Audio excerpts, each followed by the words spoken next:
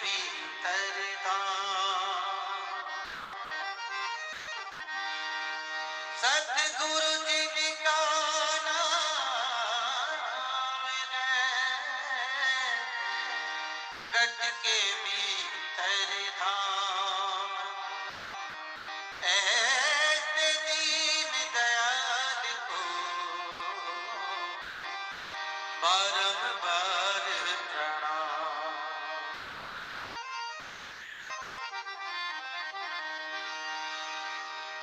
परमेश्वर से गुरु बने हो,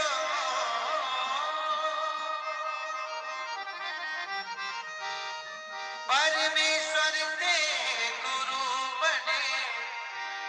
तुम देखो वेद पुराण, शेख फरीदा यूं कहिए कि गुरुगर है भगवान।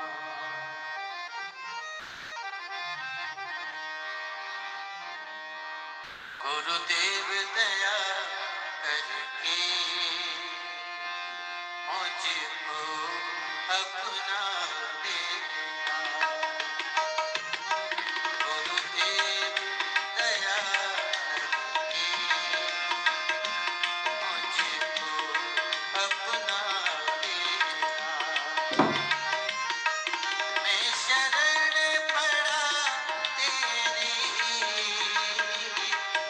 मैं शरण पड़ा तेरी, चरणों में जगा देना। गुरुदेव दया करके मुझको अपना लेना।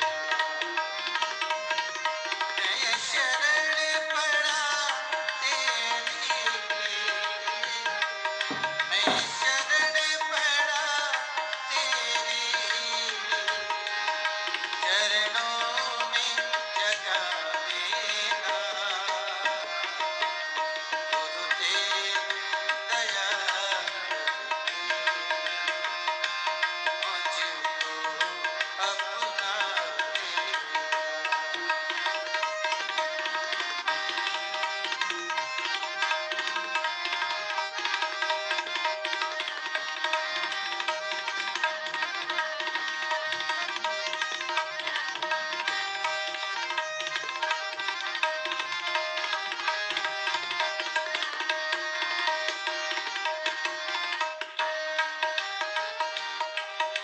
करुणानिधि नाम तेरा,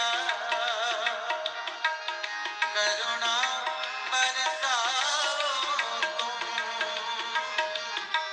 करुणानिधि नाम तेरा, करुणा बरसाओ तुम।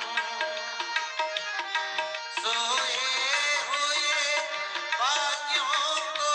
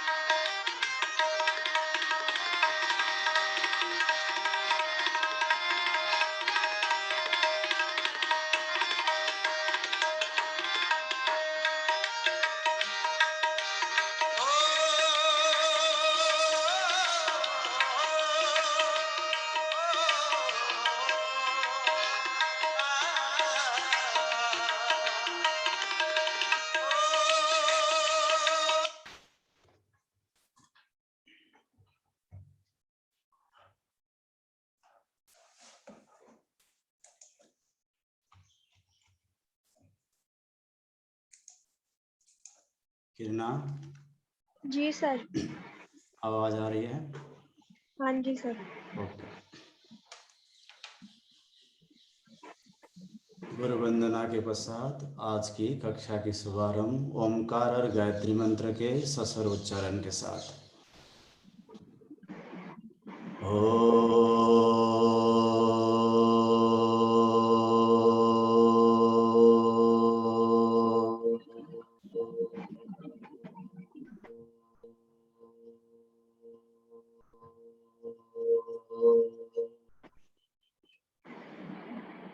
ओम भूर्भुवः स्वः तत्सवितुर्वरेण्यं भर्गो देवस्य धीमहि धियो यो नः प्रचोदयात्। आप सभी को मध्याह्नकालीन सादर प्रणाम। आज का विषय वस्तु स्ट्रेस की पैथोफिजियोलॉजी और स्ट्रेस के नॉन फार्माकोलॉजिकल मैनेजमेंट है। हमने कल की कक्षा में तनाव की मनोवैज्ञानिक, आयुर्वैज्ञानिक और यौगिक अवधारणा की बात आपके साथ साझेदारी करी। यानी तनाव क्या होता है, इसकी वजह क्या है और तनाव की अवस्थाएं कितनी होती हैं। जब किसी व्यक्ति को तनाव होता है तो उसके अवस्थाएं कितनी होती है और जो तनाव पैदा करते हैं उनको स्ट्रेसर कहते हैं। और स्ट्रेसर मूल रूप से बाह्य और आंतरिक दो तरह के होते हैं। और बाह्य और आंतरिक जो तनाव के कारण हैं उनके अलग अलग सब डिवीज़न, अलग अलग फैक्टर्स। और इसके अतिरिक्त हमने लास्ट में आपके साथ स्ट्रेस के फिजियोलॉजिकल इफेक्ट्स की बात भी आपके साथ साझेदारी की थी। तो यहाँ तक का विषय वस्तु कल की कक्षा में कवर हो चुका है। तो मैं जो स्ट्रेस की फिजियोलॉजिकल इफेक्ट्स है उसको दोबारा पुनरावृत्ति करते हुए आज के मूल विषय वस्तु में प्रवेश करता हूं और आज के व्याख्यान को स्लाइड शेयर के साथ सिस्टमेटिक और साइंटिफिक करने की कोशिश करता हूं। मैं ग्रिड में किरणा को देख रहा हूं। किरणा, वीडियो ऑन कर लो और मुझे सिग्नल करो कि मेरा वीडियो और ऑडियो अच्छा आ रहा है। Yes, just give all light. Okay, let me magnify the slide and highlight the same. Okay, let me go quickly back just for the quick overview. साथियों, जैसा कि मैंने आपको पहले बताया कल की कक्षा में, स्ट्रेस बाह्य और आंतरिक वातावरण से उत्पन्न होने वाले अधिक मांग के प्रति शरीर और मन की असामंजस्य स्थिति है। यानी stress is a sort of mall adaptation induced by the stimuli coming from internal and external environment. There are many more definitions of the stress as popularized and coined by different scholars. You know, you can look at the definition of stress coined by Hans Selye, William James, the American Institute of Stress, American Psychological Association, Health and Safety Executive, World Health Organization. So these are the leading scholars and organizations that could coin the concept of the stress. So I advise you to cover all these definitions and concepts, but in nutshell, stress is a sort of maladaptation induced by the excessive demands coming from the internal and external environment. Stress दो तरह का हो सकता है। जो सुखद अवस्थाओं में हमारे अंदर उत्तेजना पैदा होता है वही स्ट्रेस है। जो दुखद हालात के साथ हमारे अंदर उत्तेजना पैदा होता है वो डिस्ट्रेस है। और स्ट्रेस के 3 अवस्थाएं, अलार्म, रेजिस्टेंस, एक्सेशन। जब भी तनाव के कारण हमारे सामने आता है तो हमारी शारीरिक और मानसिक स्थिति बिल्कुल चुस्त दुरुस्त हो जाती है, हम अलर्ट हो जाते हैं। जैसे मैंने आपको कल उदाहरण दिया था, एक कोबरा आपके सामने फन उठा के एकदम से आ जाए तो आप या तो भागेंगे या तो उसको भगाने की कोशिश करेंगे, आइदर यू विल फाइट और यू विल फ्लाई।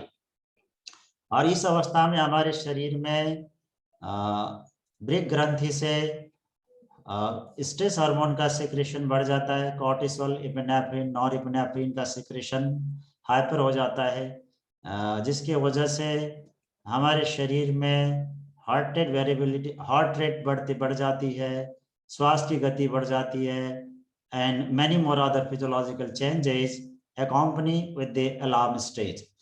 यानी जब ये हालात पैदा होता है, जब हमारे शरीर और मन में एक अचानक से डिस्टरबेंस पैदा होता है, तो इसको झेलने के लिए, इसके साथ सामना करने के लिए हमारा शरीर और मन कोशिश करता है। तो इस फेज को हम रेजिस्टेंस कहते हैं। जब इस अवस्था में हमें लंबे समय तक गुजरना पड़ता है तो शरीर की शक्ति न्यून हो जाती है और रोग प्रतिरोधक क्षमता कम हो जाती है, जिसको हम एग्जॉशन स्टेज कहते हैं। एग्जॉशन स्टेज लंबे समय तक अगर बना रहता है तो ये रोग के रूप में बदल जाता है। और इसके अतिरिक्त मैंने आपको कल की कक्षा में इनअटेंशन, अटेंशन, माइंडफुलनेस, एलोस्टैटिक लोड, साइकोन्यूरोइम्यूनोलॉजी, इनके जो टेक्निकल मीनिंग है वो भी आपको समझाया था। और स्ट्रेस की प्रिवेलेंस भी मैंने आपको बताया था योग के हिसाब से। जो अविद्या है, अविद्या ही हमारे दुखों का और तनाव का मूल वजह है। इस बात का प्रतिपादन श्रीमद् भगवद गीता में भगवान कृष्ण भी करते हैं। और योग के सबसे प्रामाणिक ग्रंथ पतंजलि योग दर्शन में योग के परमाचार्य महर्षि पतंजलि भी करते हैं। और ये जो तनाव की वजह है उसको हम स्ट्रेसर कहते हैं। ये आंतरिक और बाह्य दो वातावरण से आते हैं। और आंतरिक वातावरण के जो स्ट्रेसर है योग के हिसाब से पंच क्लेश, जीवन शैली, हमारी आदतें, एडिक्ट दुर्व्यसन जन्य आदतें, negative self talk, pessimistic thinking, chronic illness, ये कुछ इंटरनल स्ट्रेसर है। इसी तरह से जो हमारी social norms, ideology, attitude, the peer pressure, war, rapes, crimes, insecurity, organization. If you look at the overstudy burden, tight schedule, poor grades, uncertain placements, poor teaching learning, and the major life events like bereavement, tragedy, bullying, traumatic episodes. These may be some frequent stressors coming from the external environment. So these are the many more again related to the external environment, the natural calamities, social and cultural disharmony, daily hassles, internet addictions, just like the maximum use of WhatsApp, Facebook, Twitter, LinkedIn, Instagram, TikTok, YouTube, online gaming, electronic gadgets, TV, cell phone, laptop, etc. And the dogs and cats, I mean the pets also may be stress triggers. So these are the again types of stressors especially applicable to the college going students I read out yesterday. और yes, यहाँ से मैं थोड़ी बात और कर लेता हूँ, ये बात एडिशनल है। साथियों, पतंजलि योग सूत्र कहता है कि जब मनुष्य के जीवन में पंचक्लेश हावी होते हैं तो पंचक्लेश की वजह से योग अंतराएं पैदा होती है। व्याधि, स्थान, संशय, प्रमाद, आलस्य, अविरति, भ्रांति, दर्शन, अलब्ध भूमिकत्व, अनवस्थित्वानि, चित्त विक्षेपास्ते अंतराय। यानी योग के परम आचार्य, परम ऋषि महर्षि पतंजलि कहते हैं जिस मनुष्य के जीवन में पंचक्लेश हावी होते हैं तो उसके जीवन में योग अंतराएं आ जाते हैं। वो योग अंतराय में सबसे पहला है रोग, ये शरीर का भी हो सकता है, मन के भी हो सकता है। और दूसरा है कर्म के प्रति नैराश्यता यानी अकर्मण्यता की भावना। तीसरा है संदेह, डाउट, अपने लक्ष्य में, अपने दोस्तों में और किसी भी चीज में डाउट का भाव बना रहना। इसी तरह से तीसरा है प्रमाद, आज के काम को कल के लिए टालना, प्रोक्रास्टिनेशन, डेफरेंस। और इसी तरह से जो पांचवा अंतराय है वो आलसी है, शारीरिक रूप से निठल्ला पड़े रहना और दही और जलेबी खाते रहना, कुछ काम न करना, निठल्ला बैठा रहना, फिजिकल इनएक्टिविटी, तो लेजीनेस। इसी तरह से जो सातवां योग अंतराय है वह है इंद्रिय की अतिभोग। हमारी जो 5 ज्ञान इंद्रिय हैं, इनके अपने अपने विषय हैं, इनके अपनी अपनी भोग की इच्छाएं हैं, उनमें लिप्त होना और उनका अधिक भोग करना, ये है अविरति। उसके बाद आती है भ्रांति दर्शन, यानी जीवन में जो चीज करना चाहिए उसके प्रति स्पष्ट न हो पाना, कॉग्निटिव क्लैरिटी न होना, यानी जीवन के बारे में, अपने जीवन के लक्ष्य के बारे में, विभिन्न कामों के बारे में स्पष्ट सोच और बौद्धिक स्थिति न बन पाना। इसी तरह से जो आठवां अंतराय है अलग तो भूमिका, तो जीवन में जिस भूमि में, जिस ऊंचाई में अपनी योग्यता क्षमता के हिसाब से पहुंचना चाहिए था, उसमें किसी वजह से न पहुंच पाना, और ये एक तरह की अक्षमता है।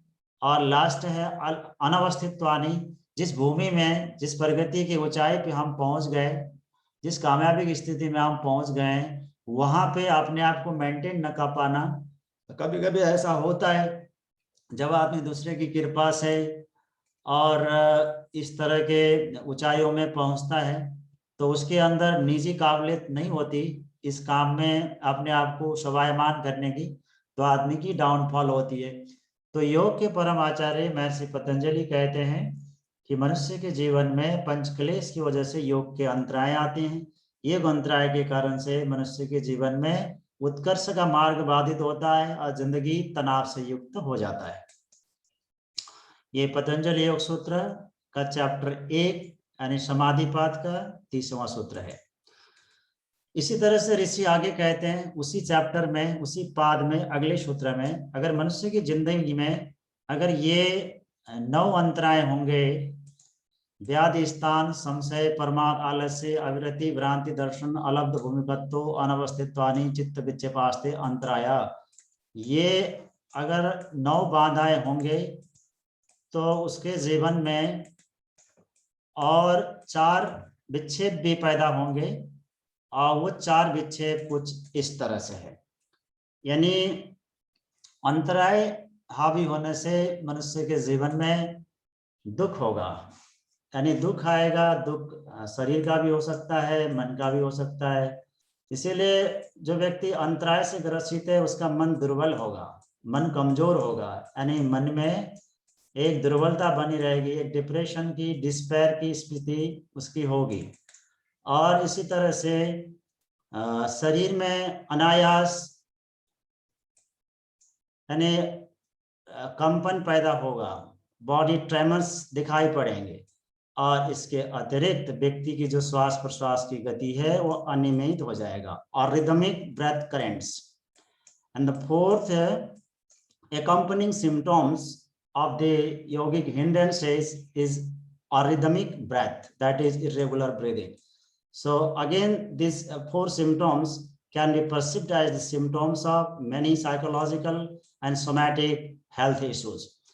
तो मैं आपको ये बताने की कोशिश करता हूँ, ये हमारा दुख, जो हमारी नकारात्मक सोच, मन की दुर्बलता, शरीर में पैदा होने वाली कंपन और हमारी श्वास की जो अनियमित गति, ये वस्तुतः असामान्य स्वास्थ्य की, एबनॉर्मल हेल्थ की ही सूचक हैं। तो मैंने आपको योग के हिसाब से जो तनाव से जुड़ी हुई बात है उसको थोड़ी और विवेचन करने की कोशिश करी। अब मैं आपको आगे ले जाता हूँ तनाव के प्रभाव में, यानी तनाव होता है तो क्या क्या घटनाएं घटती है, ये बात मैं आपको समझाने की कोशिश करता हूँ। आपने ह्यूमन बायोलॉजी जरूर पढ़ी होगी, नहीं तो मैं थोड़ी सी बात आपको ह्यूमन बायोलॉजी से संबंधित भी कर लेता हूँ। मनुष्य के जो नर्वस सिस्टम है उसके मूल रूप से 2 ब्रांच हैं, central nervous system and peripheral nervous system. और जो पेरिफेरल नर्वस सिस्टम में उसके 2-3 ब्रांच हैं, somatosensory, autonomic and the enteric. Autonomic nervous system के 2 ब्रांच हैं, पैरासिम्पैथेटिक, सिंपैथेटिक। जो हमारी रेस्ट और डाइजेस्ट की अवस्था में जो ऑटोनॉमिक नर्वस सिस्टम का पार्ट डोमिनेंट होता है उसको हम पैरासिम्पैथेटिक कहते हैं। यानी पैरासिम्पैथेटिक टोन स्टिमुलेट होने से हम शांति और आराम की अवस्था में होते हैं, हमारी पाचन अच्छे से होती है, निष्कासन की प्रक्रिया सहज होती है, शरीर में मेटाबॉलिक एक्टिविटी थोड़ी स्लो हो जाती है, और that is more about the induction of rest and digest. यानी हमारे जिंदगी में खुशियाँ और शांति चाहिए तो हमें पैरासिम्पैथेटिक टोन को स्टिमुलेट करना होगा। इसी तरह से ऑटोनॉमिक नर्वस सिस्टम का जो दूसरा मोटर पार्ट है उसको हम सिंपैथेटिक कहते हैं। सिंपैथेटिक का मतलब होता है fight and flight, that is exactly the stage of the stress. जब हम किसी खतरों के साथ, किसी तनावजन्य घटनाओं के साथ जुड़ते हैं तो इसका टोन बढ़ता है, और इसकी वजह से हमारे अंदर अशांति, तनाव और डिसहार्मनी पैदा होता है।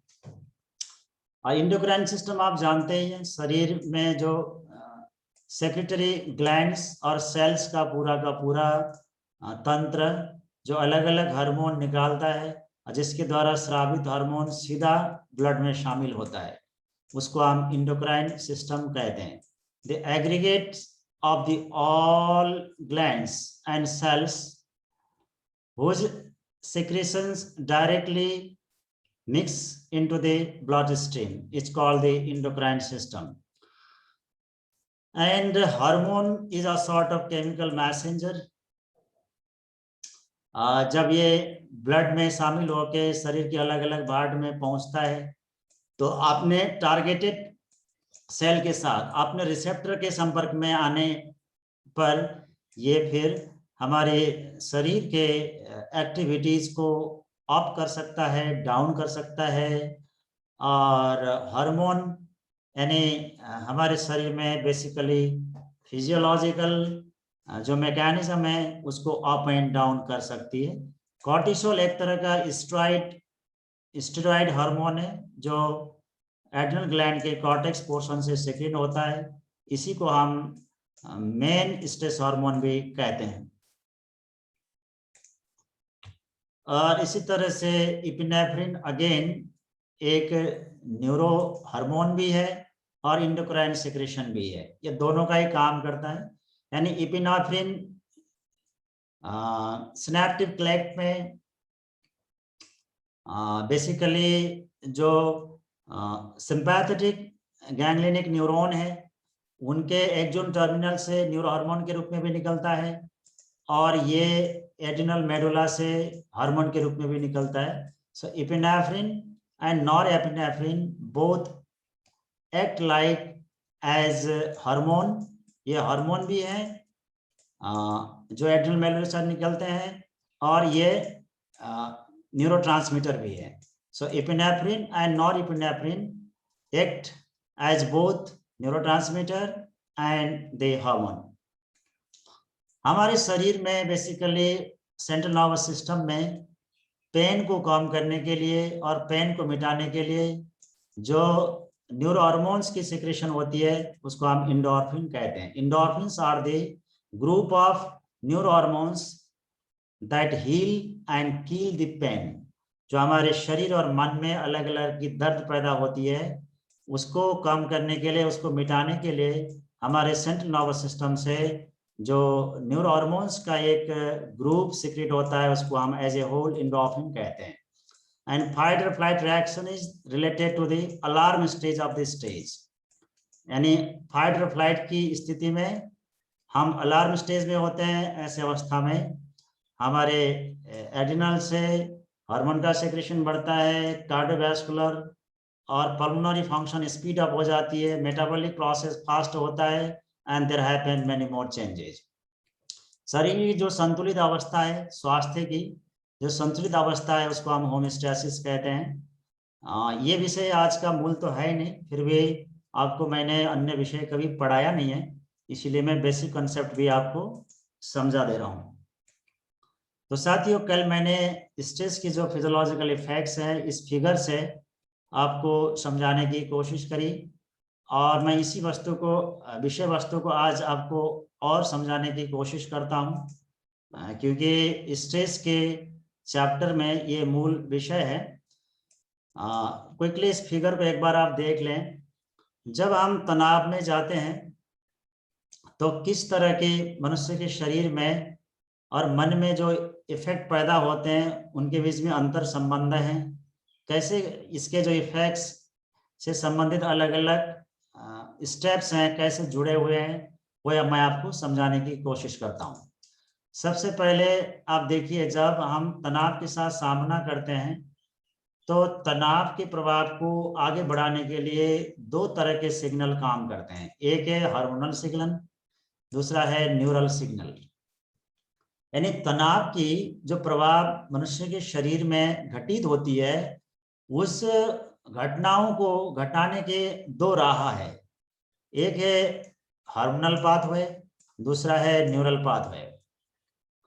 तो हम दोनों की चर्चा यहाँ पे करते हैं। जब हम तनाव के साथ जुड़ते हैं तो इस तनाव को हमारी हाइपोथैलेमस में स्थित सेंसरी न्यूरॉन्स परसीव करते हैं, और तनाव के आमना सामना होते ही सबसे पहले हमारी हाइपोथैलेमस में स्थित sensory neuron, sensory receptors active होते हैं, और इसके प्रभाव से यानी ये मेंटल इनपुट यानी स्ट्रेस के इनपुट्स हाइपोथैलेमस में आते ही हाइपोथैलेमस से CRH यानी कॉर्टिकोट्रोपिन रिलीजिंग हार्मोन CRH इसका सिक्रेशन बढ़ जाता है।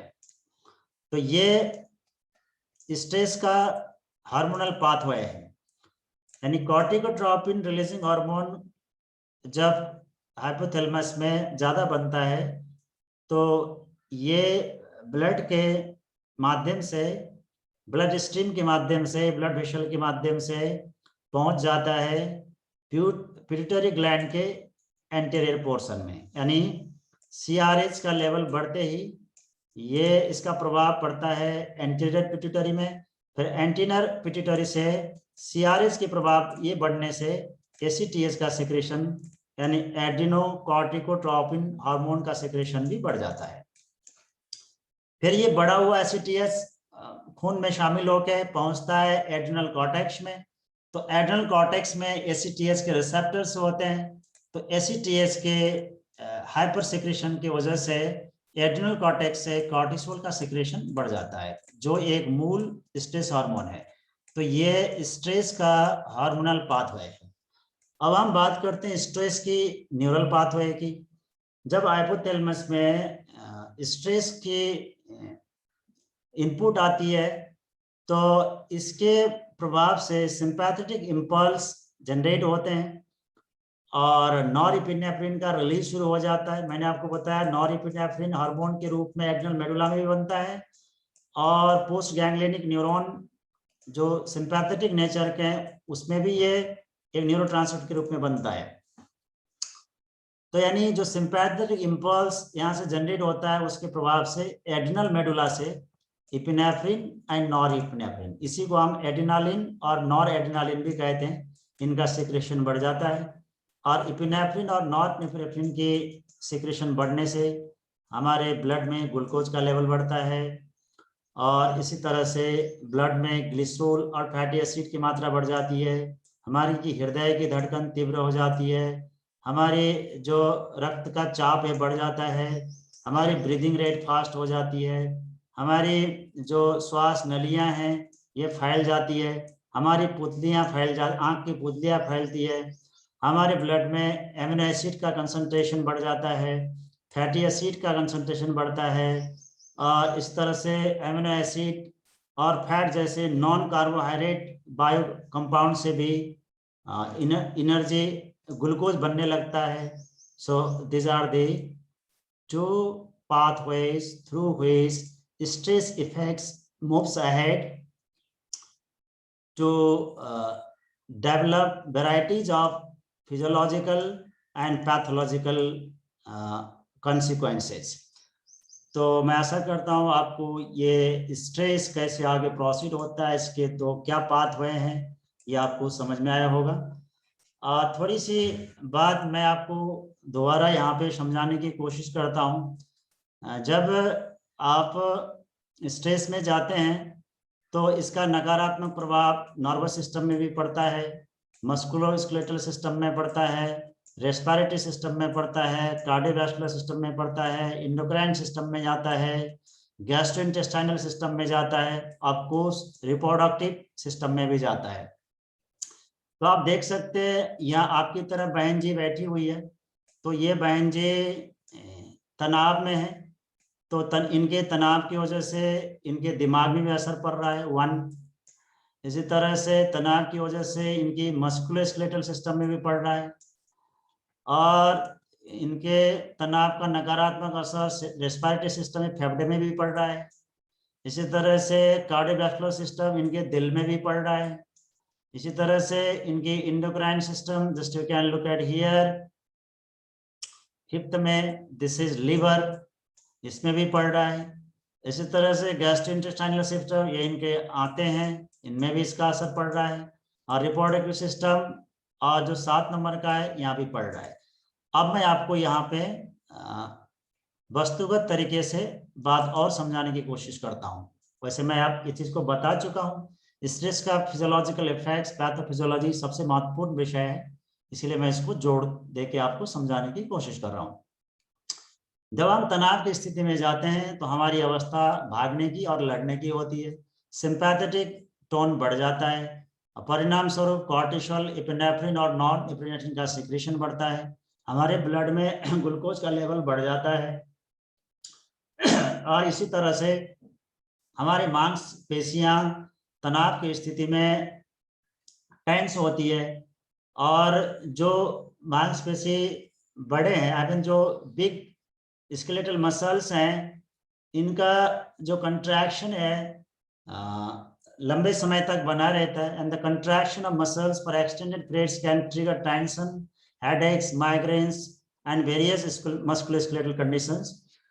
यानी जो तनाव की स्थिति में हमारे skeletal muscles, big skeletal muscle में ब्लड की सप्लाई बढ़ती है और उनका कंट्रैक्शन लंबे समय तक बना रहता है, उसके वजह से हमारे अंदर माइग्रेन और टेंशन, हेडेक जैसे भयंकर सिर दर्द उठ सकते हैं, और तनाव की वजह से हमारी श्वास रैपिड हो जाती है, हमारे जो वेंटिलेशन है स्पीड अप हो जाता है, और तनाव की वजह से हमारे रेस्पिरेटरी पैसेज डायलेट होते हैं, तनाव की वजह से हमारी हृदय की धड़कन बढ़ती है, और तनाव की वजह से हमारी जो हृदय से शरीर के बिग स्केलेटल मसल में रक्त ले जाने वाले जो रक्त नलियां हैं वो फैल जाती है, इनका डायलेशन होता है, और इसी तरह से अगर हम बार बार एक्यूट स्ट्रेस के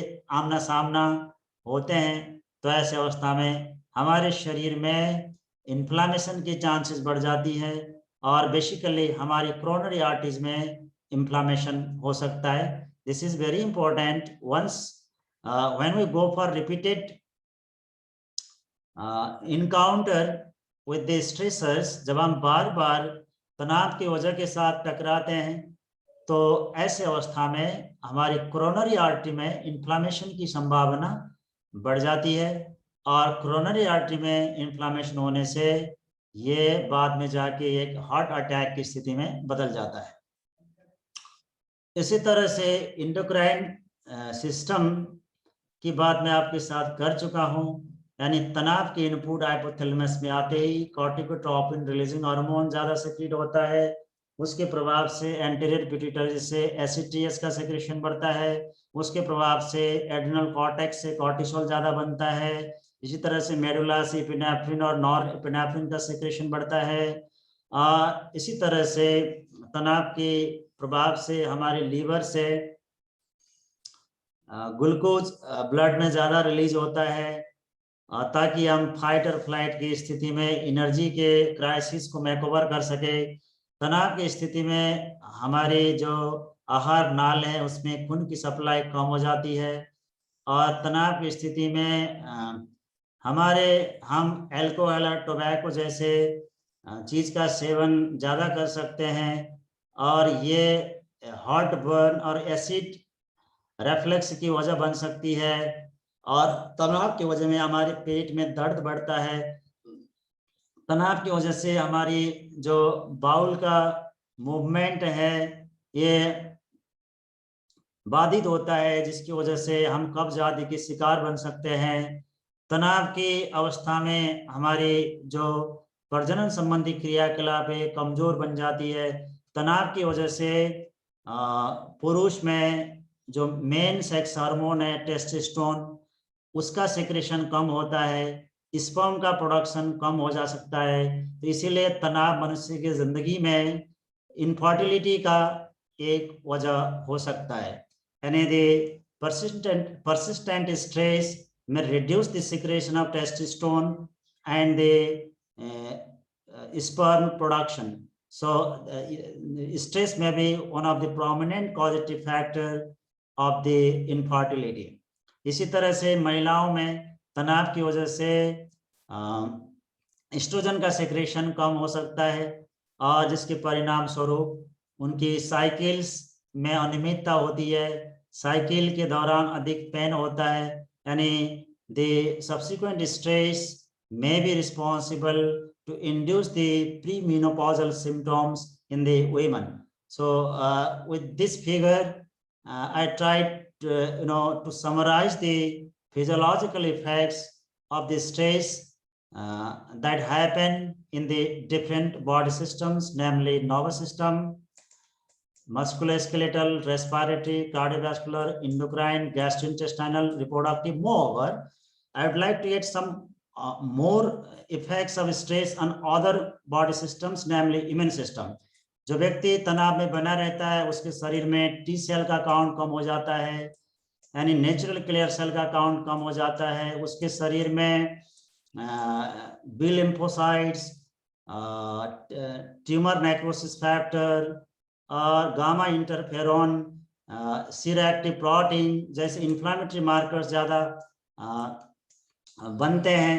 तो इसका मतलब यह है कि तनाव के प्रभाव से व्यक्ति की रोग प्रतिरोध क्षमता भी कमजोर होती है, और रोग प्रतिरोधक क्षमता कमजोर होने से हमें अलग अलग तरह के इन्फेक्शियस डिजीज जैसे कोविड जैसे डिजीज और क्रोनिक डिजीज हमें परेशान करते हैं। यानी the suppressed immune system is the one of the best prerequisite for the onset and progression of the non-communicable and communicable disease.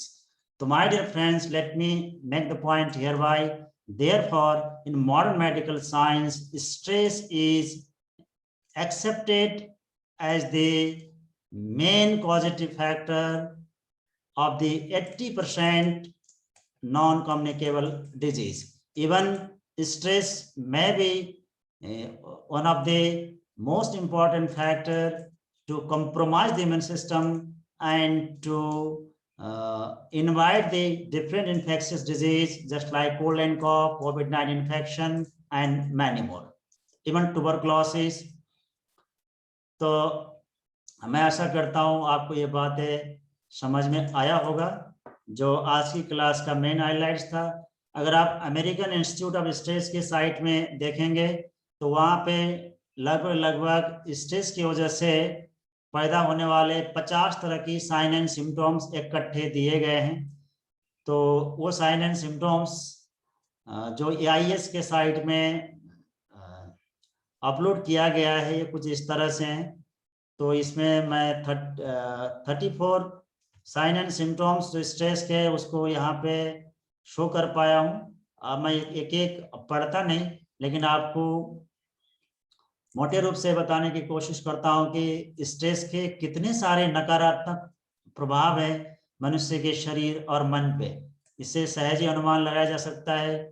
यानी जो आदमी स्ट्रेस में रहता है उसको सुबह उठना मुश्किल होता है, हर समय थका थका रहता है, उसको कोई आहार विशेष खाने की इच्छा ज्यादा होती है, क्रोध, चिड़चिड़ापन और गुस्सैले होता है, उसमें मूड स्विंग्स आता रहता है, हमेशा बेचैन रहता है, उसकी एकाग्रता की कमी होती है, उसकी नींद आसानी से आती नहीं है, नींद गहरी नहीं होती है, उसके हृदय की धड़कन ज्यादा होती है और उसको प्राय जो इन्फेक्शियस रोग हैं होने की संभावना ज्यादा रहती है।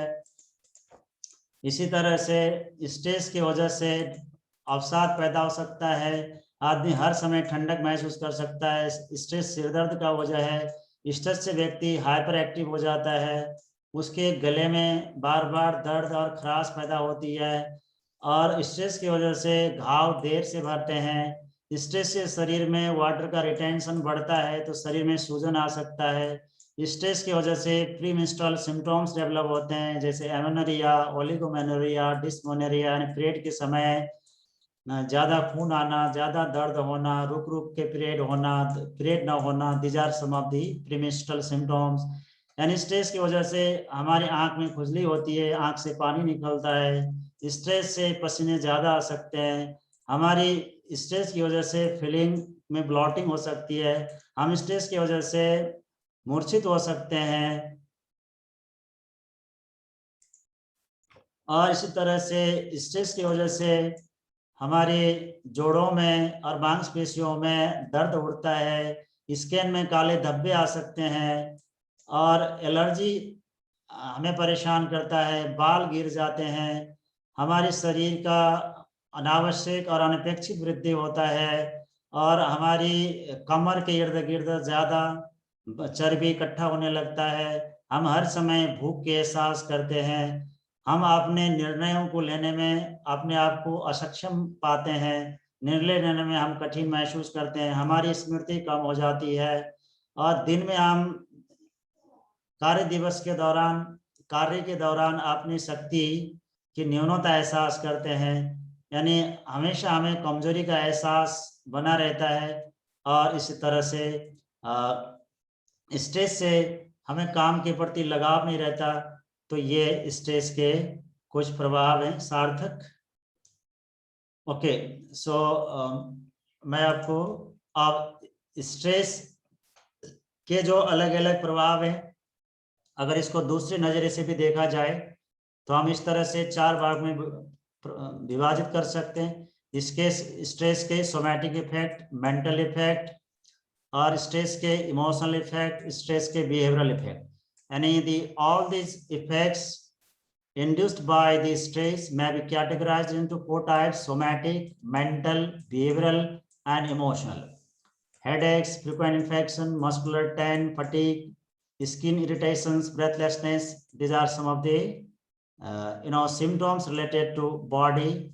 Worry, muddled thinking, inability to concentrate, nightmares, indecisions, negativity, hasty decisions, these are the symptoms related to mind.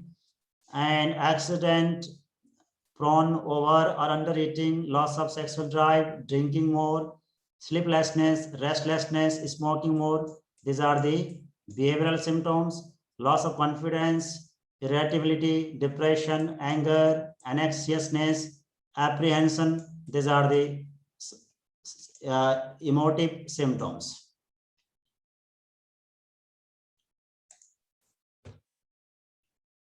तो इसके अतिरिक्त जो हेंसली का स्ट्रेस का जो रिस्पॉन्स थ्योरी है वो कहता है कि तनाव की वजह से हमारी जो एड्रिनल ग्लैंड है उसकी साइज बढ़ जाती है, थाइमस की साइज कम हो जाती है, स्प्लीन की साइज में भी कमी आती है, लिम्फ नोड में श्रिंकेज हो जाता है, हमारे शरीर में लिम्फोसाइट का काउंट कम हो जाता,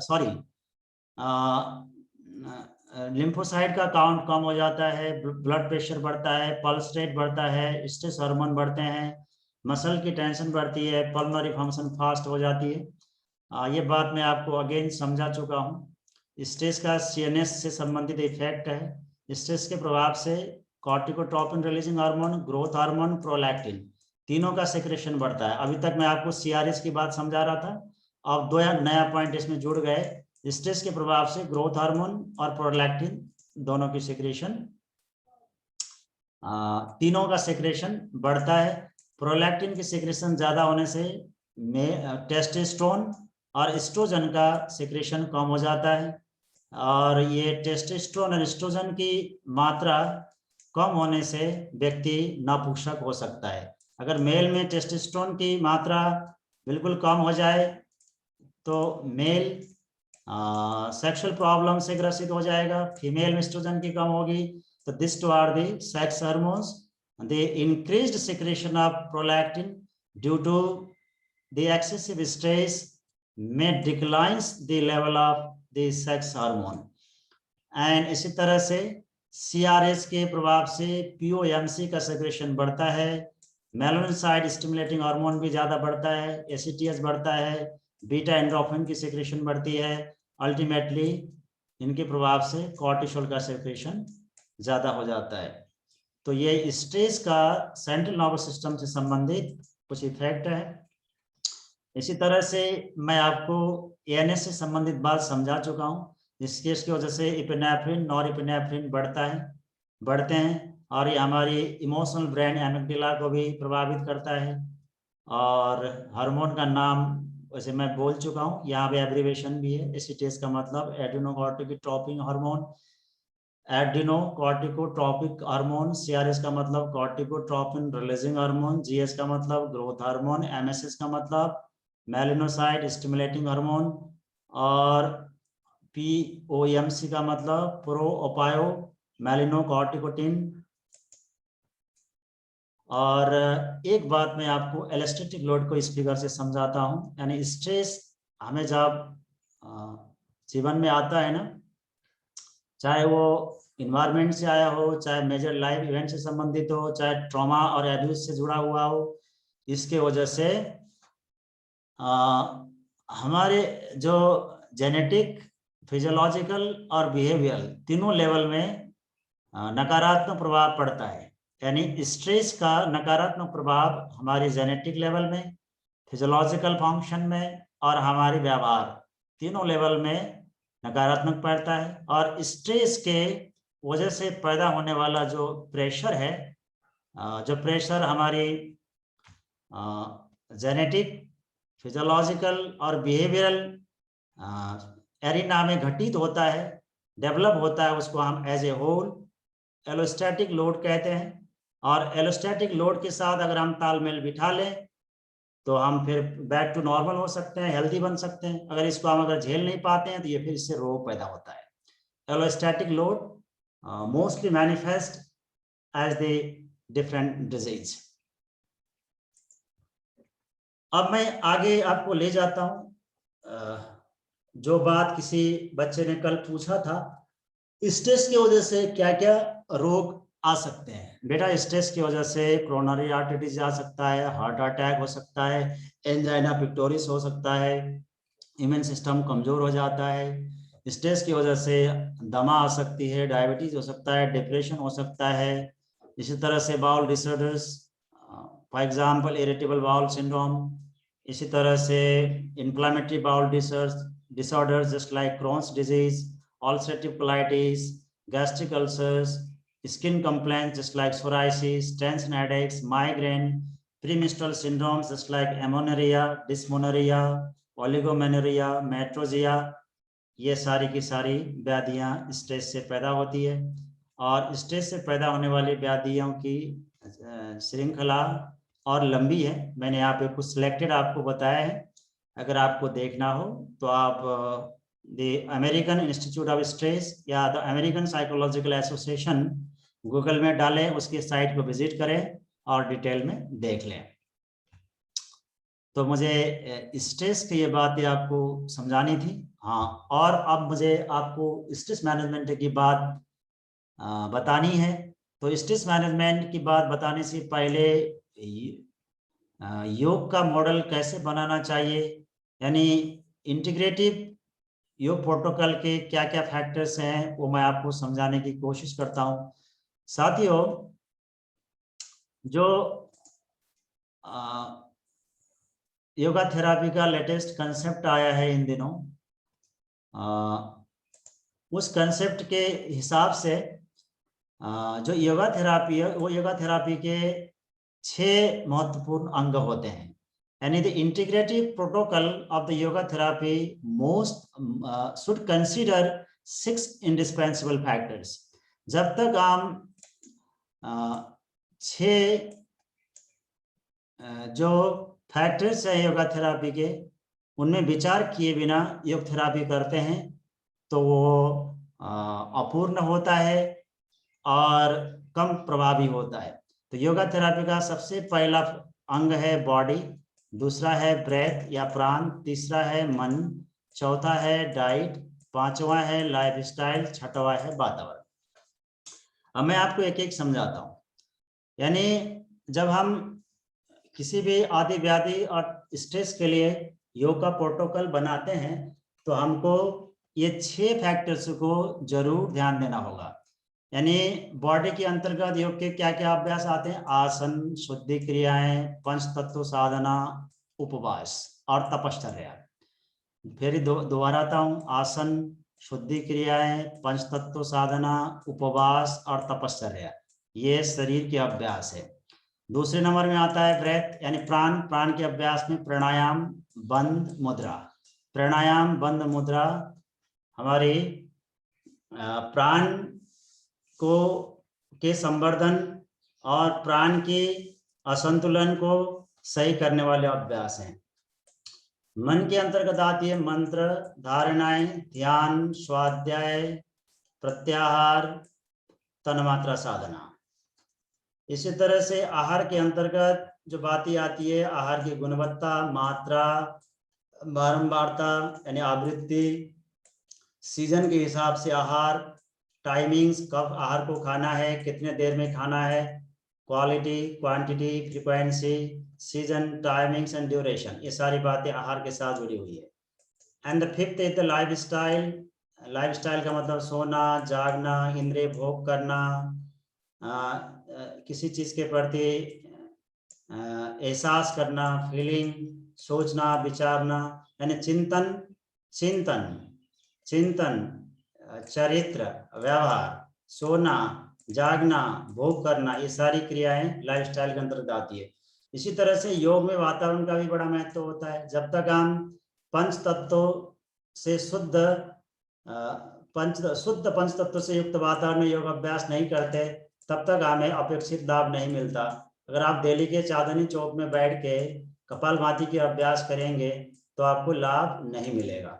तो we need the pure ecological environment to get more benefits of the yoga practice. So my dear friends, as accepted by contemporary yoga masters and the scientific community, there are 6 indispensable factors of yoga therapy: body, breath, mind, diet, lifestyle, environment. हमें जब भी योग की integral yoga protocol बनाना होता है किसी भी रोग के से बचने के लिए और उसको कम करने के लिए, तो हमें ये 6 चीज को साथ में सोचना होगा और 6 जगह से अभ्यास को, जो सही अभ्यास है, जो ऑप्टिमल प्रैक्टिस है, उनको लेके प्रोटोकॉल बनाना होगा। मैं आशा करता हूँ आपको संक्षेप में ये योगा थेरापी का जो स्ट्रक्चर है समझ में आया होगा।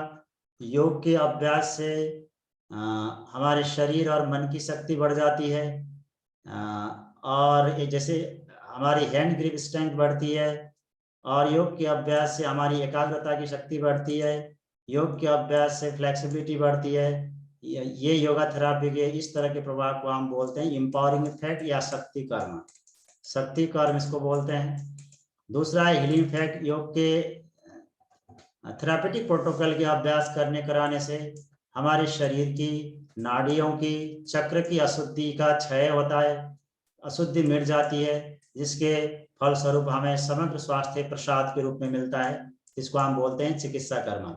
इसी तरह से योगा थेरापी के प्रोटोकॉल का तीसरा प्रभाव यह है कि यानी योगा थेरापी के प्रोटोकॉल की अभ्यास लंबे समय तक कराने से हमारे शरीर और मन की भावना की जो प्रसुप्त शक्तियां हैं उनका जागरण होता है और हम पैरानॉर्मल बन जाते हैं। इसको हम पैरानॉर्मल इफेक्ट कहते हैं। तो इसलिए योग थेरापी के प्रोटोकॉल का इंटीग्रल वे से अभ्यास कराने से पहला हमें जो प्रसाद के रूप में मिलता है शक्ति कर्म, चिकित्सा कर्म और आध्यात्मिक कर्म। This is more about empowering the somatic and psychic power. This is the more about the purification of the body, energy channels and psychic centers, and that's more about the awakening domain powers of the physics, mind and emotion.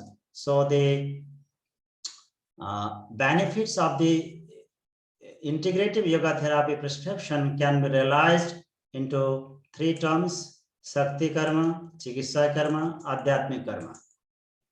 अब मैं इतनी बात करने के बाद आपको stress management के लिए योग का क्या प्रोटोकॉल हो सकता है वो समझाने की कोशिश करता हूँ। मुझे आपको योग चिकित्सा पढ़ानी थी, मैं किसी वजह से वो नहीं पढ़ा पाया, लेकिन मैं आपको ये बात और बता देता हूँ। योग थेरापी के 8 सिद्धांत हैं।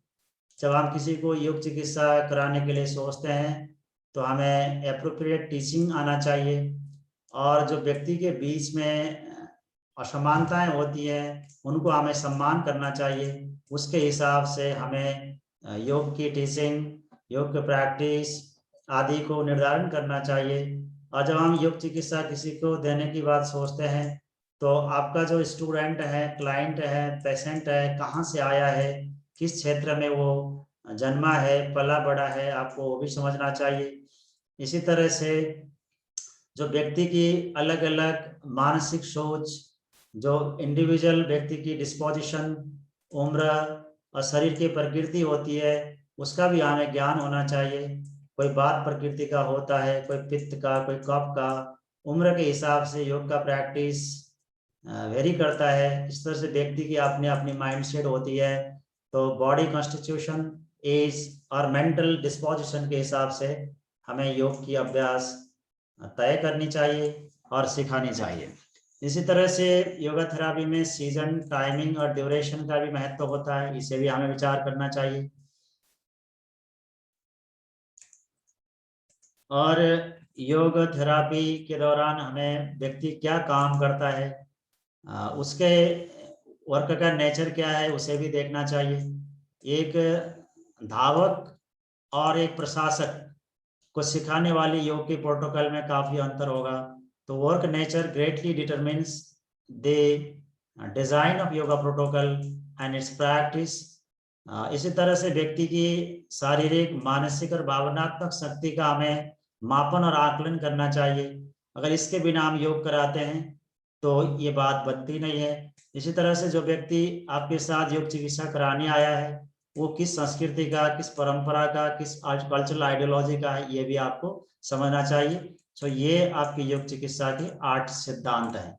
तो साथियों, मैंने आपको यहाँ पे प्रिसाइसली योगा थेरापी का जो सबसे लेटेस्ट कॉन्सेप्ट है, यानी योगा थेरापी के फैक्टर्स क्या हैं, योगा थेरापी के लॉन्ग टर्म पॉसिबल इफेक्ट क्या है और योगा थेरापी के प्रिंसिपल क्या है, वो बताने की कोशिश करी। जो भी मैं आपके साथ साझेदारी कर रहा हूँ ये मैंने रिसर्च जर्नल से लिए हैं।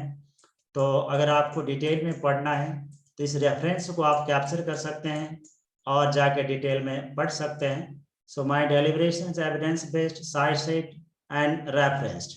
You can go to the sources for detail study. अब मैं स्ट्रेस मैनेजमेंट की बात आपके साथ कर लेता हूँ, प्रोटोकॉल बताने की कोशिश करता हूँ। साथियों, जब हम स्ट्रेस मैनेजमेंट की प्रोटोकॉल बनाते हैं तो हमें मानवीय व्यक्तित्व की जो वेरिएशन है उसको देखना होता है। योग के हिसाब से, योग मनोविज्ञान के हिसाब से दुनिया में व्यक्तित्व की 4 वेरिएशन हो सकती है: भावनाशील, तर्कशील, कर्मशील और संकल्पवान। भावनाशील, तर्कशील, कर्मशील और संकल्पवान। तो ये जो व्यक्ति भाव प्रधान होते हैं उनके लिए भक्ति योग है।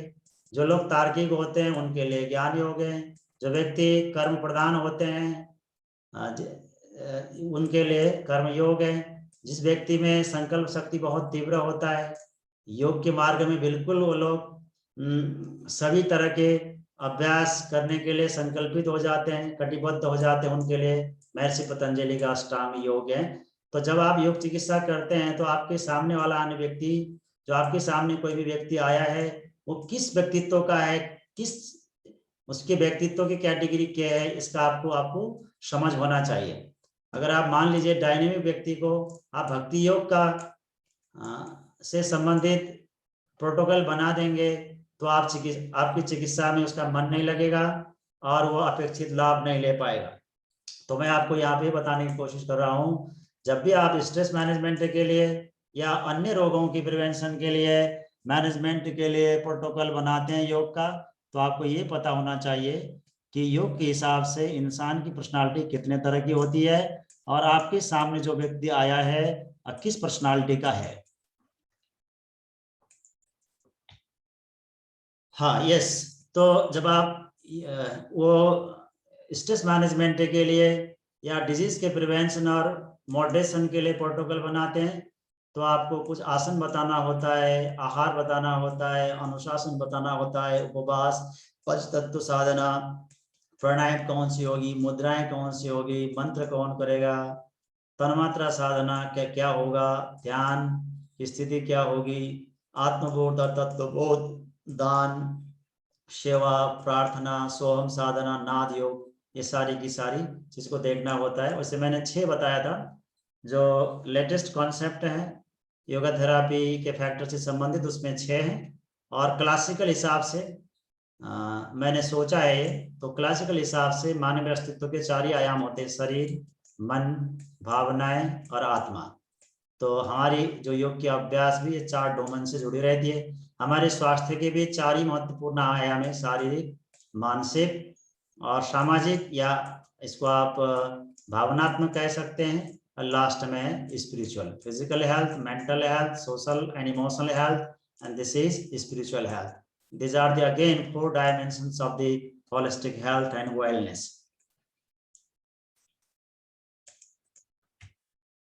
ये स्ट्रेस मैनेजमेंट के लिए हमारे द्वारा निर्मित योग का प्रोटोकॉल है।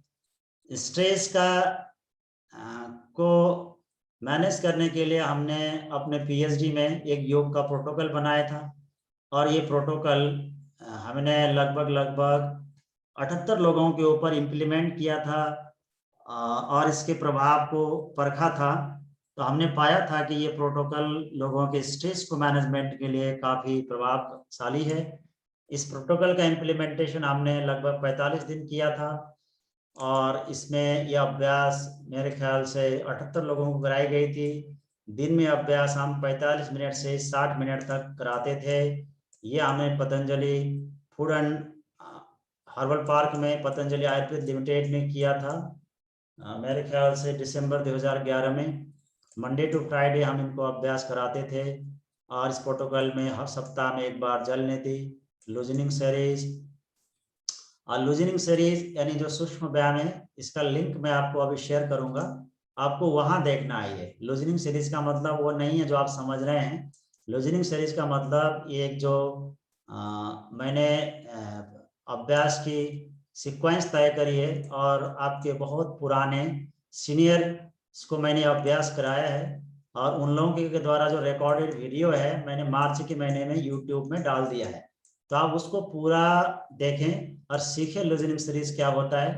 तो मैं समझता हूं कि उस वीडियो लिंक से आप लूजनिंग सीरीज की प्रैक्टिस सीख पाएंगे। इसके अतिरिक्त ताड़ासन, तिरेक ताड़ासन, कटी चक्रासन, शशांकासन, भुजंगासन, पर्वतासन, व्याघ्रासन, वक्रासन, गोमुखासन, पश्चिमोत्तानासन, साल्वासन, विपरीत करण्यासन, सुप्त वज्रासन, मेरुदंडासन, नौकासन, उत्तान पादासन, प्रज्ञायोगवाम, मगरासन। ये लगभग 20 मिनट का था। प्राणायाम में नाड़ी शोधन, भस्त्रिका, प्राणाकर्षण, भ्रामरी, और यहाँ आप एक और जोड़ सकते हो उज्जाई, भी बहुत अच्छा अभ्यास है। ध्यान में यानी 3 शरीर का मिश्रित ध्यान, प्रातकालीन समर्दिम सूर्य का ध्यान 3 शरीर के केंद्र से करना स्ट्रेस के प्रबंधन के लिए बहुत अच्छा होता है। स्थूल शरीर का केंद्र नाभि है, सूक्ष्म शरीर का केंद्र हृदय है और कारण शरीर का केंद्र सहस्रार है। यानी 3 सेंटर से राइजिंग सन का मेडिटेशन नित्य प्रति प्रातःकाल ब्रह्म मुहूर्त में करना बहुत अच्छा है। इसलिए आत्मबोध, तत्वबोध भी स्ट्रेस मैनेजमेंट के लिए ज्ञान योग की बहुत अच्छी साधना है। आत्मबोध की साधना हम सुबह उठते ही बेड में करते हैं। तत्वबोध की साधना हम रात्रिकालीन सैया के समय बेड में करते हैं। ध्यान का समय ब्रह्ममुहूर्त होता है। यानी ये प्राणायाम प्लस उज्जाई बोल रहा हूँ, ये अभ्यास आपको आसन की बात करनी है। तो ये मेरे द्वारा निर्मित और टेस्टेड पब्लिश्ड स्ट्रेस मैनेजमेंट का ये प्रोटोकॉल है। ये आर्टिकल मेरे ख्याल से journal of clinical and diagnostic research में छपा हुआ है। आप इस आर्टिकल को पूरा निकाल के पढ़ भी सकते हैं। तो this is the yoga protocol designed and tested by me especially to prevent and manage the stress. Let me move little bit ahead. तो आप देख सकते हैं इसमें आपको मेरी सूक्ष्म व्यायाम की पूरी वीडियो मिल जाएगी। इसमें आपको मेरी स्पाइनल और न्यूरल योग का जो पैकेज है वो मिल जाएगा। तो ये 2 लिंक मैं समझता हूँ कि आपके लिए बहुत ही महत्वपूर्ण है। मैं जितना कहूँ उतना ही कम है।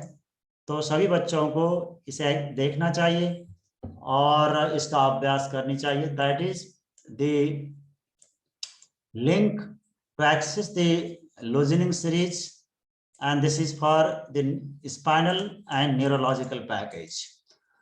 तो स्ट्रेस में ये दोनों अभ्यास बहुत काम किए। मैं समझता हूँ इतने ही अभ्यास व्यक्ति रोजमर्रे में कर ले, इतना ये एक दिन ये और एक दिन ये, एक दिन लूजनिंग और एक दिन स्पाइनल और न्यूरोलॉजिकल। तो स्ट्रेस मैनेजमेंट के लिए बहुत ही अच्छा है। ये मेरे द्वारा टेस्टेड है और मेरे द्वारा अनुभव सिद्ध है। आप करके देखें। योग बोलने का विषय नहीं है, करने का विषय, आपको करना चाहिए। प्लस स्ट्रेस के लिए साइको स्पिरिचुअल काउंसलिंग का बड़ा रोल होता है। ये भी मैंने मार्च के महीने से, जब कोविड का इन्फेक्शन दुनिया में बड़ा, लोग अकाल मृत्यु को प्राप्त हुए, पूरी दुनिया में अशांति और दुख छाया, तो मैंने कुछ गुरुदेव के द्वारा प्रतिपादित छोटे छोटे टिप्स को, जो हमारे मन की, हमारी भावना की संरचना को बदल सकती है, कॉग्निटिव रिस्ट्रक्चरिंग के लिए बहुत अच्छा है, हालातों के साथ तालमेल बिठाने के लिए सहयोगी है। ऐसे पॉइंट्स को 2-3 मिनट, जस्ट ये 2 से 3 मिनट का है, इसको रिकॉर्ड करके डाला हुआ है। मैं हर रोज इसको एक रिकॉर्ड करके डालने की कोशिश करता हूँ, just 2 to 3 minute, not more than this. तो आपको ये सुनना चाहिए, सुनानी चाहिए। कई लोगों को इस साइको स्पिरिचुअल काउंसलिंग की रिकॉर्डिंग ने मनोबल दिया है, दिलसा दिया है और दुखों को उबारने में सहयोग किया है। तो आप भी इसको सुनने की कोशिश कर सकते हैं, सुन लें। और इसी तरह से जो व्यक्ति स्ट्रेस से ग्रसित है, ऐसे व्यक्ति को आहार क्या क्या लेना चाहिए, उसका ये प्रारूप है। मॉर्निंग में उसको ऑर्गेनिक फ्रूट्स लेने चाहिए, almonds, pumpkin seed, flax seed, chia seed लेना चाहिए। लंच में उसको बीन्स, लेंटिल्स, क्विना, टोफू, इस तरह से लेना चाहिए।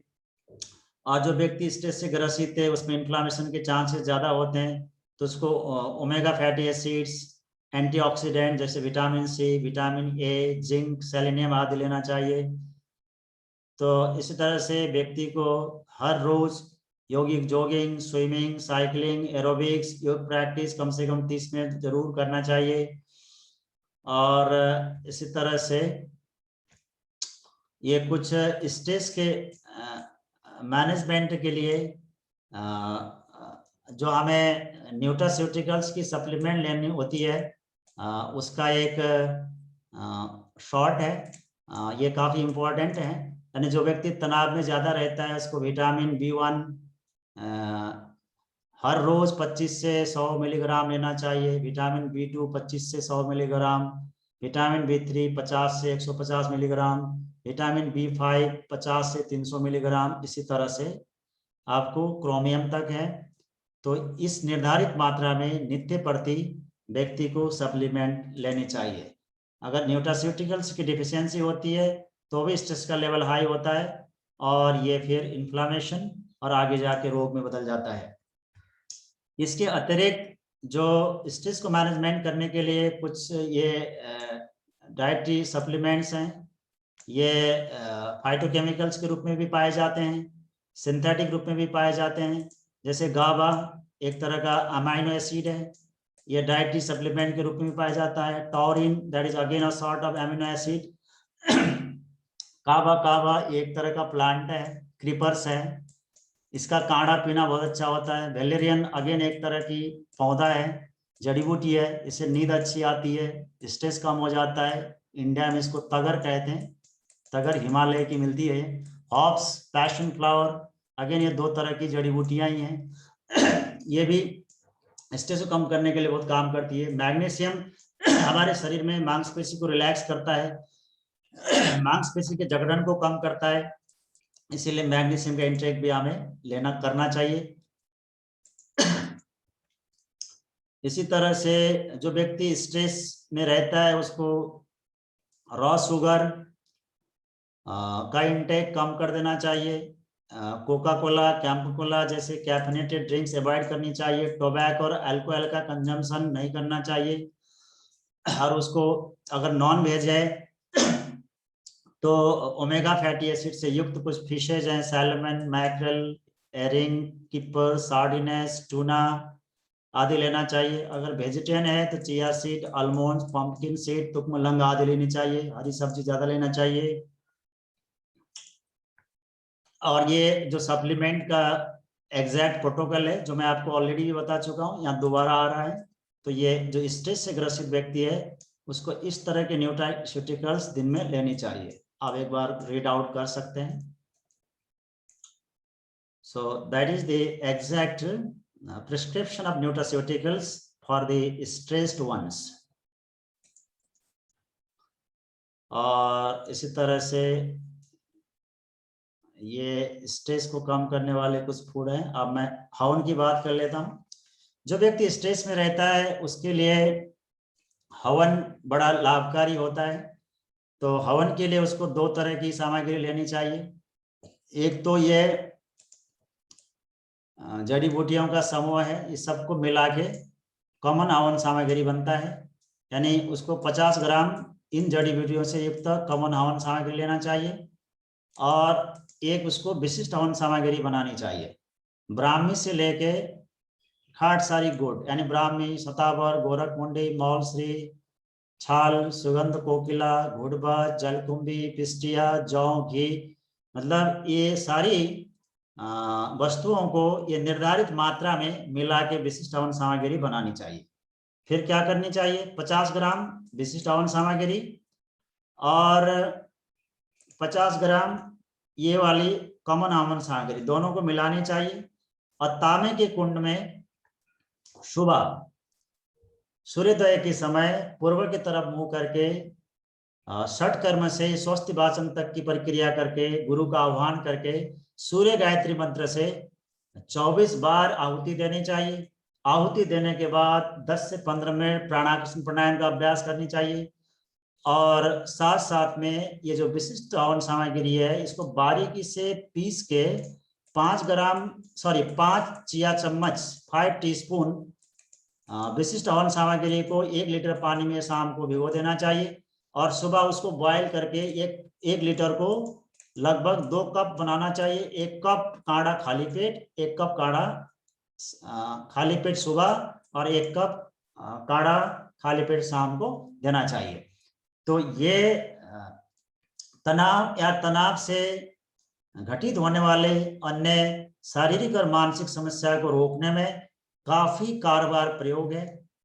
इसका प्रयोग कम लोग करते हैं, इसका ज्ञान विज्ञान लोगों के पास कम है, लेकिन मैं आपको दावा से कहता हूं कि ये मंत्र योग का प्रयोग, यज्ञ का प्रयोग तनाव को रोकने में, कम करने में बहुत अच्छा मैजिकल इफेक्ट पैदा करता है।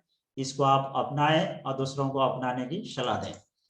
तो साथियों, पतंजलि कहते हैं और जो व्यवहार से पैदा होने वाला स्ट्रेस है उसको कम करने के लिए जो व्यक्ति खुश है उसके प्रति हम मैत्री भाव रखें, जो व्यक्ति दुखी है उसके प्रति हम करुणाशील बने, जो व्यक्ति पुण्यवान है उसके प्रति हम प्रसन्नता का भाव व्यक्त करें, जो व्यक्ति मूर्ख है उसके प्रति हम तटस्थ रहें।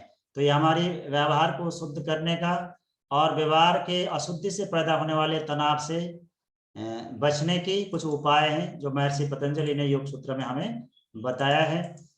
तो ये कुछ 5 जड़ी बूटियां हैं, ब्राह्मी, शंखपुष्पी, जटामसी, शतावर, मुलेठी। ये जो 5 दवाएं हैं बराबर मात्रा में मिलाएं और मिला के 1 टीस्पून भोजन के आधे घंटे के बाद आप पानी से, जल से, शहद से ले लें। तो ये स्ट्रेस के लिए बहुत अच्छा काम करता है। ब्राह्मी, शंखपुष्पी, जटामसी, मुलेठी और शतावर, ये 5 दवाएं बराबर मात्रा में मिला के 1 टीस्पून हम सुबह शाम भोजन के आधे घंटे के बाद सेवन कर सकते हैं। तो मुझे आपसे इतनी बातें आज की कक्षा में साझेदारी करनी थी। अगर आपको कुछ सवाल करना हो तो आप हैंड रेज कर सकते हैं, मुझसे सवाल कर सकते हैं। आप हैंड रेज करेंगे तो मैं आपको अनम्यूट करूंगा, आप सवाल कर पाएंगे।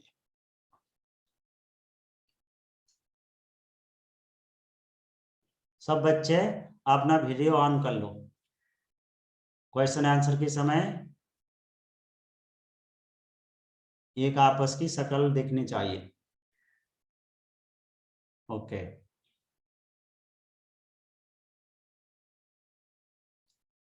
हाँ किरणा बोलो, आप बीच में हाथ खड़ा कर रही थी, आप क्या कहना चाह रही थी, बोलो।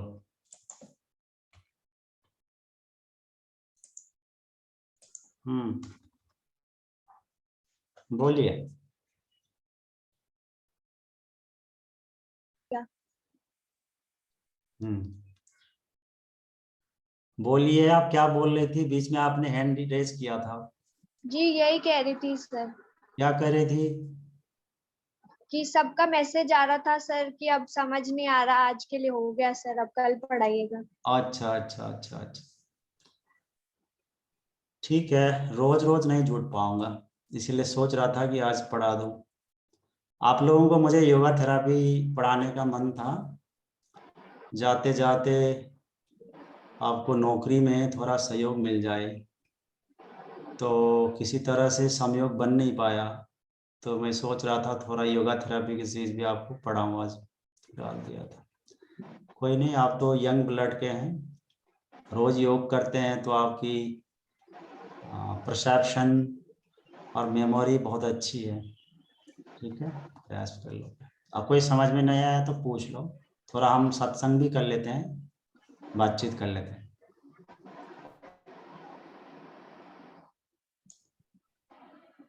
हाँ तो पूछिए ना, आपको क्या समझ में नहीं आया, कोई सवाल करिए।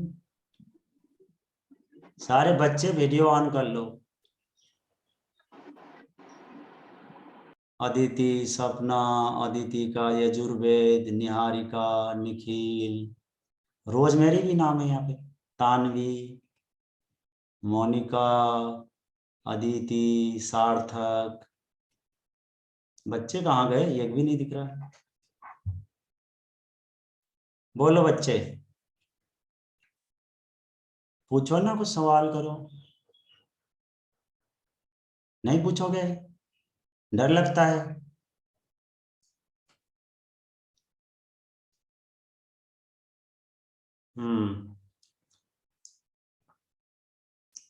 अब मैं सवाल पूछता हूँ, अगर आप नहीं पूछोगे तो मैं सवाल पूछता हूँ।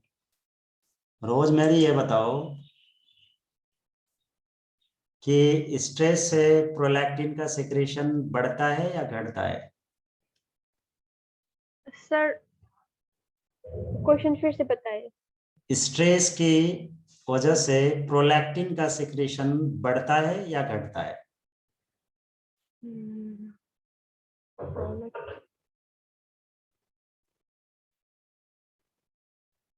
बता रहे सर। ओके। और शिक्षा बताएगी, स्ट्रेस के प्रभाव से एस्ट्रोजन अप होता है या डाउन होता है? सर डाउन होता है। ओके। और एस्ट्रोजन कम होने से क्या समस्याएं पैदा होती है फीमेल्स में?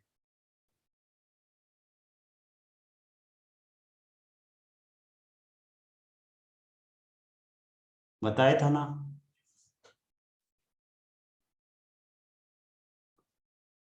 समझ गया, आपको दिन में आधी घंटा ही पढ़ाना होगा, इतना पढ़ाओ तो छोड़ दो। ओके, बताइए अदिति, बताओ। The down regulation of the estrogen causes what in females especially? तो तनाव की वजह से एस्ट्रोजन का लेवल कम हो जाता है, तो महिलाओं में उसका क्या दुष्प्रभाव दिखाई पड़ता है?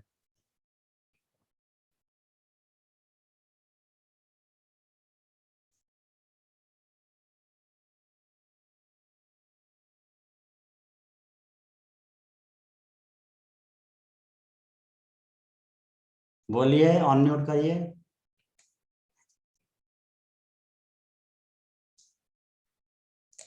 अदिति,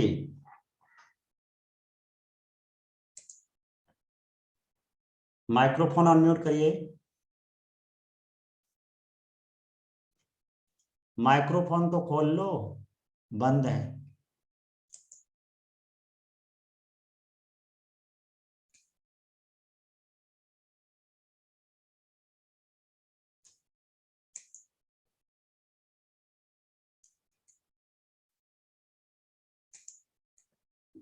माइक अनम्यूट कर लो ना बेटा।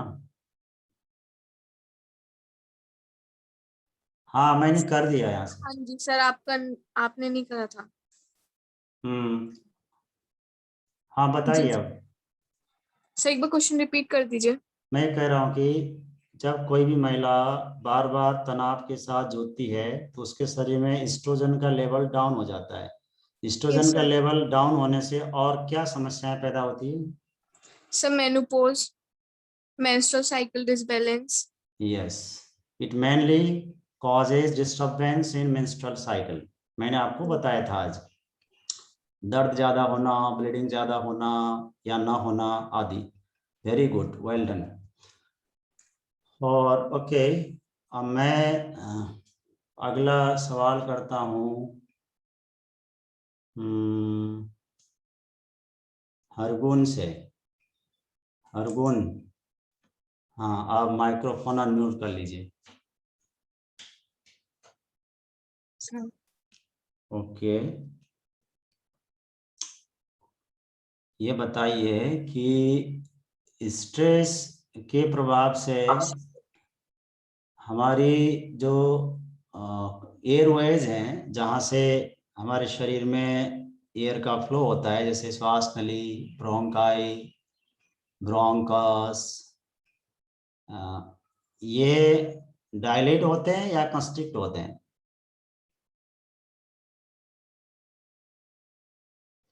स्ट्रेस के प्रभाव से एयर पैसेज का डायलेशन होता है या कंस्ट्रिक्शन होता है?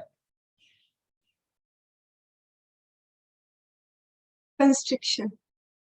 कंस्ट्रिक्शन होता है। ओके, शिखा बताओ क्या होता है?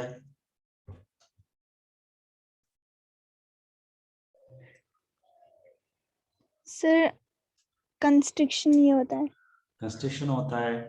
अच्छा, तुमने तो गड़बड़ कर ली। अखिल बता पाए?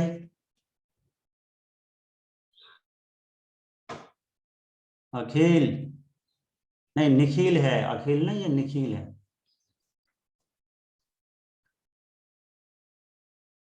निखिल,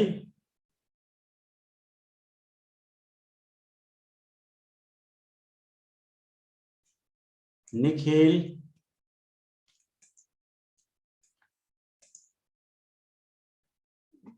माइक्रोफोन अनम्यूट करो।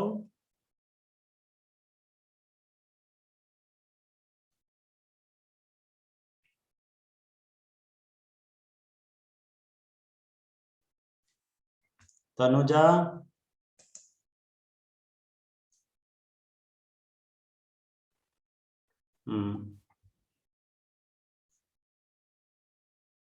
तनुजा,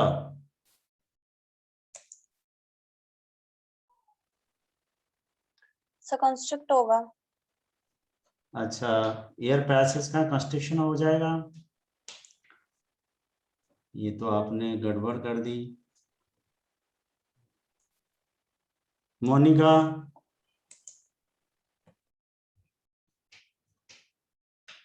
मोनिका,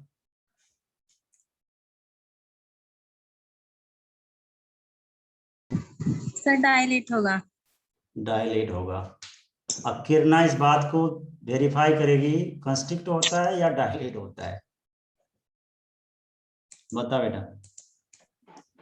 सर डायलेट होता है। डायलेट होता है। वो गो फॉर हाइपर वेंटिलेशन, शरीर में एनर्जी का डिमांड बढ़ जाता है, फिर एनर्जी की डिमांड को मेकओवर करने के लिए सेल में एनर्जी ज्यादा बनने की जरूरत होती है। तो एनर्जी ज्यादा बनाने के लिए हमें ग्लूकोज चाहिए और ऑक्सीजन चाहिए। तो ऑक्सीजन की सप्लाई एक्सेसिव होना जरूरी है, तो उसके लिए हमारी श्वास की गति फास्ट हो जाती है। We go for hyperventilation and in the same time there happens the dilation in the air passage, trachea, bronchi, bronchus and of course up to alveolar duct. Understand? और तनुजा, हाँ तनुजा, यस सर। स्ट्रेस की वजह से पैदा होने वाली 3 रोग का नाम बताओ। सर डायबिटीज कॉज हो सकती है। डायबिटीज स्ट्रेस के परिणाम हो सकती है या कॉज हो सकती है? सर आपने क्या पूछा? स्ट्रेस की वजह से पैदा होने वाली, यानी उस स्ट्रेस के कारण से जो प्रॉब्लम आते हैं, हेल्थ इश्यूज, डिजीज, उन 3 का नाम बताओ। एक तो सर पहले तो हार्मोनल डिसबैलेंस हो जाएगा बॉडी में। और कौन सा हार्मोनल डिसबैलेंस, थोड़ा स्पेसिफिक तो बता, है तो इतना बड़ा है शब्द है। मतलब एंडोक्राइन सिस्टम हमारा डिसबैलेंस हो It's too जाएगा। vague and subjective answer. You be more specific. Sir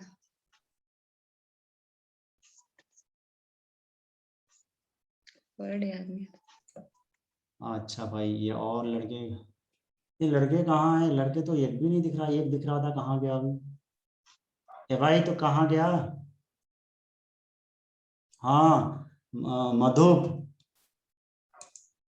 बताओ भाई, तीन डिजीज का नाम बता बेटा। सर कॉज बताना है ना स्ट्रेस का। I mean the name of 3 disease caused by stress.